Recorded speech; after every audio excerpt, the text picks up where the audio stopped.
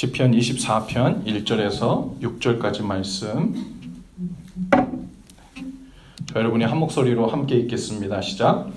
땅과 거기에 충만한 것과 세계와 그 가운데 사는 자들은 다 여호와의 것이로다. 여호와께서 그 터를 바다 위에 세우심이요 강들 위에 건설하셨도다. 여호와의 산에 오를 자가 누구며 그의 거룩한 곳에 설 자가 누구인가? 곧 손이 깨끗하며 마음이 청결하며 뜻을 허탄한 데 두지 아니하며 거짓 맹세하지 아니하는 자로다. 그는 여호와께 복을 받고 구원의 하나님께 의를 얻으리니 이는 여호와를 찾는 족속이요 야곱의 하나님의 얼굴을 구하는 자로다. 아멘. 오늘 말씀은 성소에 언약궤를 메고 올라가면서 불렀던 노랫말로 전해집니다. 이스라엘이 언약궤를 블레셋에 빼앗겼었죠. 그리고 그 블레셋 족속이 언약궤를 가지고 있는 동안에 블레셋에 많은 질병들로 시작해서 불행이 막 닥쳤어요. 그래서 이거 우리가 갖고 있지 못하겠다. 그래서 그 후에 그 언약궤가 기럇 여야림이라는 곳에 그 마을에 있게 됩니다. 그곳에 한 20년 동안 있게 되는데 오히려 이제 기럇 여야림에 언약궤가 머무는 20년 동안에는 거기에 사는 사람들이 정반대로 그 언약궤로 인해서 엄청난 복을 얻게 됩니다.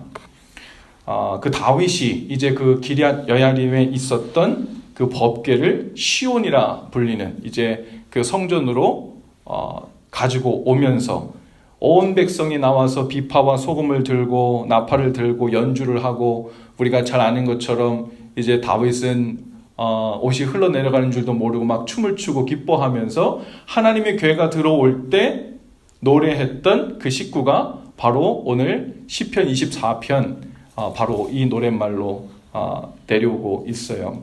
그래서 신약 시대에는 예수 그리스도가 승천한 날을 기념하면서 이 시편 24편을 암송했다고도 합니다.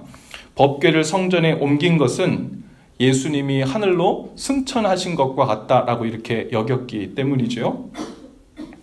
여러분, 창세기에 보면 하나님께서 천지를 7일 만에 6일 만에 창조하시고 7일째 쉬시게 되죠. 하나님이 빛을 만드시고 궁창과 물을 만드시고 바다와 육지를 만드십니다. 다윗은 이것을 조금 다르게 표현해요. 오늘 24편에서 뭐라고 얘기하냐면 여호와께서 터를 바다 위에 세우시고 강물 위에 세우셨다, 이렇게 표현합니다. 하나님이 해와 달과 별을 만드시고 새와 물고기를 만드시고 각종 짐승을 만드시고 인간을 만드시고 이렇게 하나하나 이것과 저것 나열하면서 설명을 하셨죠. 그리고 이것부터 저것까지 차례로 만드셨다는 것 또한 쭉 이야기를 합니다. 이 모든 일들을, 이 모든 이야기들을 하나씩 하나씩 나열하면서 말씀하시는 이유는 그 모든 것을 만드신 분이 누구시라는 거예요? 하나님이시라는 거예요. 하나님이 만드셨으니 그 모든 것의 주인은 누구라는 거예요? 하나님이시라는 거예요. 창세기 1장 1절에 태초에 하나님이 천지를 창조하시니라, 이 말부터 시작하는 이유는 하나님께서 모든 것을 만드셨으니 하나님께서 주인이시고 이 모든 것의 소유는 하나님 것이라는 것, 그것을 선포하고 시작하는 거잖아요. 오늘 3절에 보면 바로 이 모든 것을 만드셔서 하늘의 해와 달과 강물과 바다며 이 모든 것을 만드신 그 엄청난 하나님, 이 엄청난 하나님의 산, 즉 여호와의 산에 오를 자가 누구겠는가? 그의 거룩한 곳에 설 자가 누구겠는가? 지금 이 이야기를 하고 있는 거예요.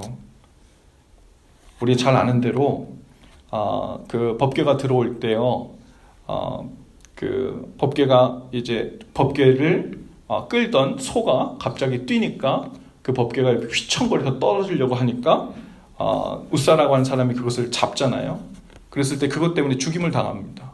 어떤 사람들은 도대체 그거 안 떨어지게 하려고 잡은 건데 하나님 너무 무정하신 거 아니냐, 그럴 수 있는데 그 상황이 정확하게 더 자세히 기록되어 있지 않기 때문에 우리가 자세한 내용을 잘 모르는데, 아마도 그것이 하나님의 임재, 그 하나님을 경외하는 것이 모자란 것으로 그렇게 여겨집니다. 여러분, 이 법궤는 아무나 잡을 수 있는 게 아니었어요. 또 법궤에 무엇이 들어있는지 너무 궁금해가지고 사람들이 그 안을 들여다본 사건도 있었죠. 그때 거길 들여다본 사람들도 다 죽게 됐어요. 하나님께서 단순히 어떤 시크릿을 만들려고 그런 것이 아니고 하나님이 어떤 분이신가가 창세기 1장부터 쭉 이야기되면서 그렇게 높고 영광스러운 그 하나님을 경외함으로 대하지 않는, 함부로 대하거나 거리낌 없이 대하거나 그 높으신 분을 높게 여기지 않는 그 마음들이 얼마나 당연한 것이 아닌 것임을 우리가 이 사건들을 보게 되죠. 하나님께서 이렇게 엄청나신 분이신데 그분의 산에 오를 자가 누구겠는가? 그의 거룩한 곳에 설 자가 누구겠는가? 신약 성경의 말로 표현하자면 천국에 갈 자가 누구겠는가? 예수님께서 승천하신 것처럼 그 거룩한 곳에 함께 이를 자가 누구겠는가? 이런 표현입니다.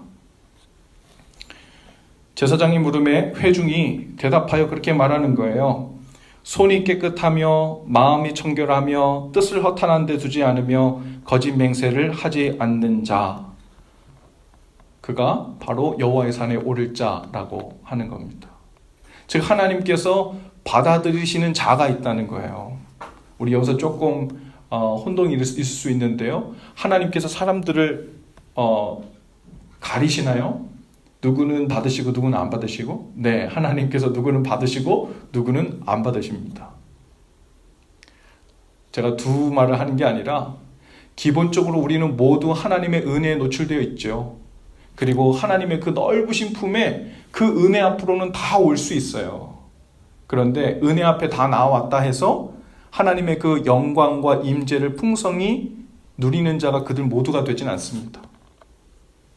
은혜는 오픈되어 있기 때문에 모두 나오지만 하나님의 뜻을 따르고 하나님을 기뻐하고 하나님으로만 만족하는 삶 가운데로 하나님께서 주신 율법, 하나님의 계명, 하나님의 마음과 뜻을 이루려고 더 가까이 나오는 자들은 그분의 영광과 은혜 가운데, 그 임재 가운데 더 깊이 들어오고요. 하나님의 부르신 가운데 더 깊이 들어가게 되죠. 모두가 은혜를 입었으나 모두가 하나님 가까이에 오는 것은 아니에요. 그래서 우리가 신앙생활을 하면서 때론 헷갈려 하시는 분들이 종종 있는 것 같아요. 하나님은 사랑 많으신 분이시잖아요. 하나님은 은혜 크신 분이시잖아요. 그래서 제가 은혜 받고 하나님 앞에 나왔는데 왜 내 삶은 아직 이런가요? 왜 내 삶은 하나님께 더 가까이 나가지 못하고 완전 거듭나고 새롭게 된 삶으로 변화되지 않는 건가요? 우리는 흙과 백만 생각합니다. 내 삶이 천국처럼 변하지 않았으니 나는 아직 은혜를 받지 않은 상태에 있을 거야 라는 생각을 하게 되죠. 아니요, 우리는 많은 스테러스 가운데 하나님과의 거리를 두고 있어요. 은혜 가운데 들어왔지만 오직 하나님으로 기뻐하고 즐거워하고 사랑하고 그분을 사모하는 자들은 하나님께 그 여호와의 산에 오르는 자가 되고 시온성에 가까이 오는 자가 되어서 그 깊은 영광에, 그 임재에, 그 아름다움을 함께 누리는 자가 되죠. 오늘 여기서 누가 여호와의 산에 오르겠는가, 이 이야기는 죄인들은 못 들어오고 죄 없는 사람이 들어오고 손으로 죄 지은 사람은 못 들어오고 손이 깨끗한 자들만 들어오고 이런 얘기가 아니라 하나님의 백성으로 부름 받았으나 하나님의 임재 가운데 깊이 들어가 그분으로 기뻐할 수 있는 그 영광의 한가운데로 들어올 자가 누구겠는가, 그 얘기를 하는 거예요. 오늘 제사장이 앞에 가면서 그 얘기를 물어보면 뒤에서 사람들이 그렇게 어떻게 한다고요? 손이 깨끗한 자, 마음이 청결한 자, 뜻을 허탄한 데 두지 않는 자, 거짓 맹세하지 않는 자라고 합니다. 언뜻 보면 이것이 무슨 율법을 얘기하는 것 같아요. 그런데 율법에 대한 이야기가 아닙니다. 여러분, 손이 깨끗하고 마음이 청결하고 뜻을 허탄한 데 두지 않고 거짓 맹세하지 않는 자, 이 사람들이 곧 어떠한 사람들인지 5절과 6절에서 나오고 있어요. 즉 하나님께로부터 이 사람들은 복을 받는 사람들이고 하나님께서 의롭다 여기는 사람들인데 그 사람들은 곧 어떤 사람들이래요? 야곱의 하나님의 얼굴을 구하는 자들이래요. 얼굴을 구하는 자들. 얼굴을 구한다는 게 무엇일까요? 여러분, 얼굴을 구한다는 것은 하나님 자신을 구한다는 거예요. 여러분, 교회 나오면서도, 은혜 앞에 나오면서도 사람들이 하나님의 얼굴을 구하지 않는 자들은 엄청나게 많아요. 우리가 함께 예배하면서도 하나님, 내가 구하는 것은 이 문제가 해결되는 거예요. 하나님, 내가 구하는 것은 돈이 좀 더 필요한 거예요. 하나님, 제가 하나님께 구하는 것은 첫 번째 것은 이 불확실한 미래가 좀 해결되는 거예요. 이 어정쩡한 상황에서 좀 벗어나는 거예요. 하나님의 얼굴을 구하는 것이 아니라 하나님께 속한 그 무언가를 구하는 거죠. 어제는 새벽 기도에, 오늘이죠. 오늘 새벽 기도에는 시편 23편을 함께 나눴습니다. 거기 보면 여호와는 나의 목자시니 내게 부족함이 없습니다. The Lord is my shepherd, I shall not be one. 이 이야기는 부족함이 없다는 말은 더 이상 바랄 것이 없습니다. 그 얘기는 뭐냐면 하나님 자신을 온전히 구하는 자들은 그분으로 인하여 충만해져서 더 이상 바랄 것이 없게 된 상태, 그것이 여호와의 얼굴을 온전히 구하는 자들, 즉 하나님께서 받으시는 자들, 여호와의 산에 오르는 자들이라고 지금 표현된 것이죠. 여러분, 오늘 제가 새벽 기도 시간에 이런 말을 좀 나눴어요. 오늘 새벽 기도 말씀을 들으셨는지 안 들으셨는지 오늘 여기서 테스트할 텐데 시편 23편 말씀을 현대판으로 이렇게 제가 새벽에 읽어드렸습니다. 제가 다시 한번 읽어드려볼게요. 시편 23편 말씀을 현대를 사는 사람들은 이렇게 읽을 것이라 합니다. 나의 목자는 나 자신이니 언제나 부족하리로다. 내가 이 백화점에서 저 쇼핑센터로, 이 병원에서 저 요양원으로 안식을 찾아 헤매고 다니나 결코 안식을 얻지 못하리로다. 내가 사망의 음침한 골짜기를 기어다니며 안절부절하는도다. 구충지에서부터 전선에 이르기까지 모든 것을 두려워하며 어머니의 치마꼬리를 잡고 늘어지기 시작하리로다. 매주 열리는 직원회의에 들어갈 때마다 적들이 나를 둘러쌀 것이며 집에 돌아간다 해도 하찮은 금붕어까지 찌푸린 얼굴로 맞을 것이다. 내가 강력 진통제로 두통에 찌든 머리에 기름을 부었으니 독한 술이 내 잔에 넘치나이다. 내 평생의 정령 고통과 불행이 나를 따르리니 내가 죽는 날까지 하나님에 대한 회의 속에서 영원히 거하리로다. 극단적인 반대편을 얘기하고 있는 것 같은데 사실은 다윗이 여호와는 나의 목자시니 내게 전혀 부족함이 없다라는 것과 종이 한 장 차이예요. 오직 한 가지 디퍼런스예요. 하나님의 얼굴을 구하며 그분으로 만족하는 삶인가? 아니면 하나님 앞에 여전히 나왔지만 내 삶이 만족되려면 이러하게 부족한 것들을 하나님께서 채워주셔야 만족하게 됩니다. 라는 태도로 신앙생활을 하는 거. 그런데요, 그 중간 어딘가에 우리 모두 섞여 있어요. 그리고 그것을 구체적으로 말하거나 규명하거나 생각하고 싶어 하지 않아요. 마음에 부담스러운 부분이 있기 때문에 그래요. 그런데 하나님은 그 종이장 같은 그 작은 차이에서 여호와의 산에 오를 자를 찾고 하나님께서 받으시는 자, 하나님의 얼굴을 구하는 자를 찾으신다는 거예요. 여기서 하나님으로 인하여 푸른 초장에 사는가, 날마다 하나님의 이름을 부르며 보이지 않는 신기루 같은 푸른 초장을 날마다 구하면만 사는가, 여기 차이가 생겨나요. 여러분, 공부하는 중에도 학생 신분에도 첫 번째로 하나님께 구해야 될 건 뭘까요? 여호와의 얼굴을 구하는 거예요. 비즈니스 할 때도 첫 번째로 하나님께 구해야 될 건 뭘까요?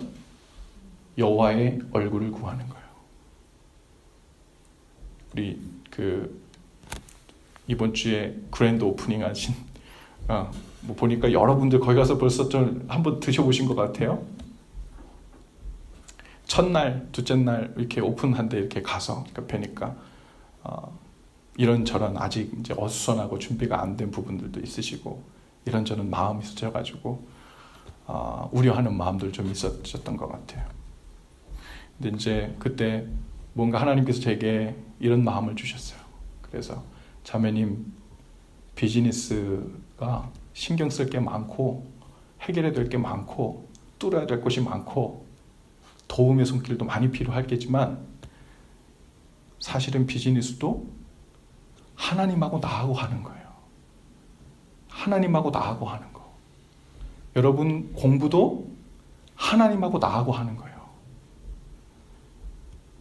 마음을 허탄한 데 둔다는 말의 의미는 내가 하나님의 얼굴을 구하는 일과 내가 나의 부족함을 채워져 가는 일이 세퍼레트되어 있다고 여기면서 살기 시작하는 게 마음이 허탄한 데 빠지는 거예요. 거기 빠지기 시작하면요, 그 갈라진 틈이 각도가 벗어나기 시작해서 하나님도 잃어버리고 나도 잃어버리고 아주 어려운 지경에 빠지게 됩니다. 여러분, 우리가 어떤 신분이든 무엇을 하고 있든 가장 먼저 구해야 될 그 중심에 있어야 될 것은 뭐라고요? 하나님의 얼굴을 구하는 것.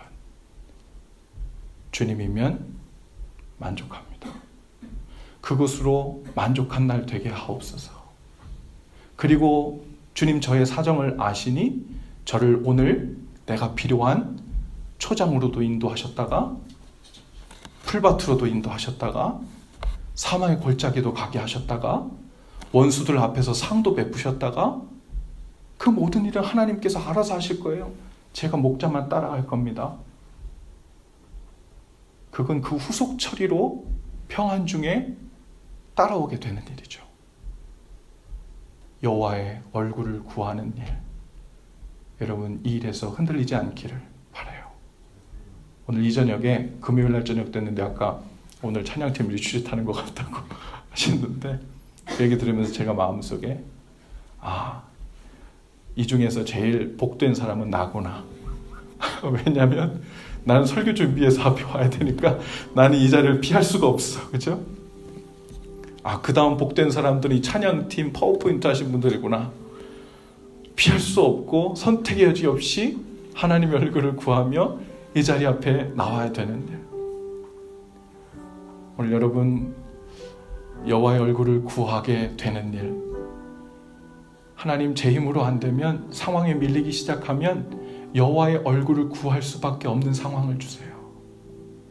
하나님 그것이 복된 일입니다. 그리고 여호와의 얼굴을 구하면 나는 것은 이미 다 되었다.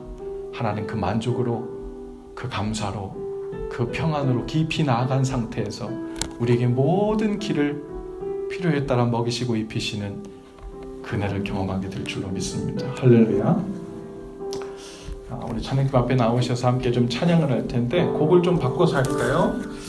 은혜 아니면 살아갈 수가 없네. 우리 찬양을 함께 하겠습니다.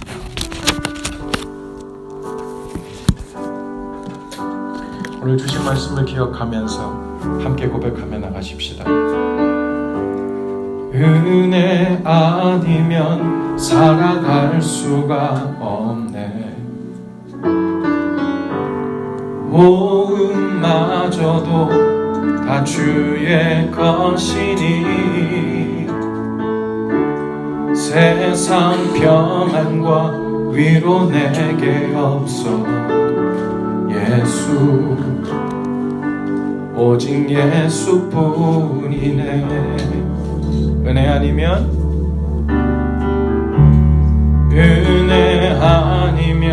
살아갈 수가 없네. 호흡마저도 다 주의 것이니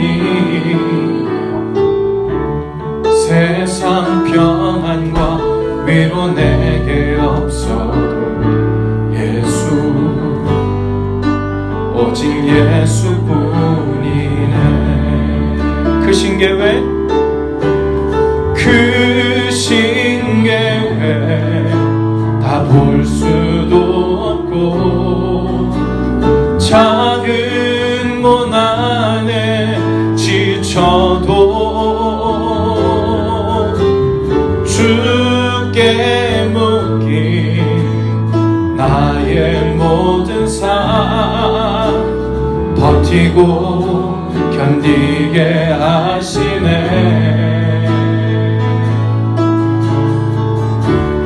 은혜 아니면 살아갈 수가 없네.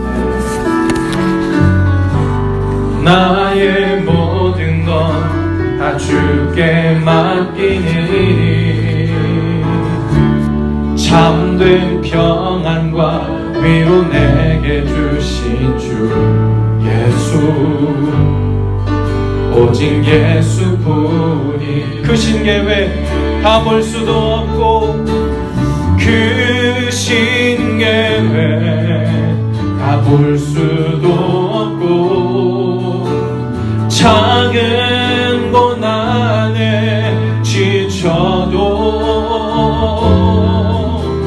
주께 묶인 나의 모든 삶 버티고 견디게 하신 그 신계회 다 볼 수도 없고 그 신계회 다 볼 수도 없고 작은 고난에 지쳐도 주께 묶인 나의 모든 삶 버티고 견디게 하시네.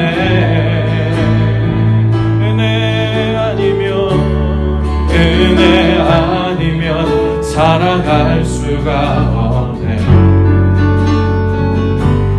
나의 모든 것 다 주께 맡기니 참된 평안과 위로 내게 주신 주 예수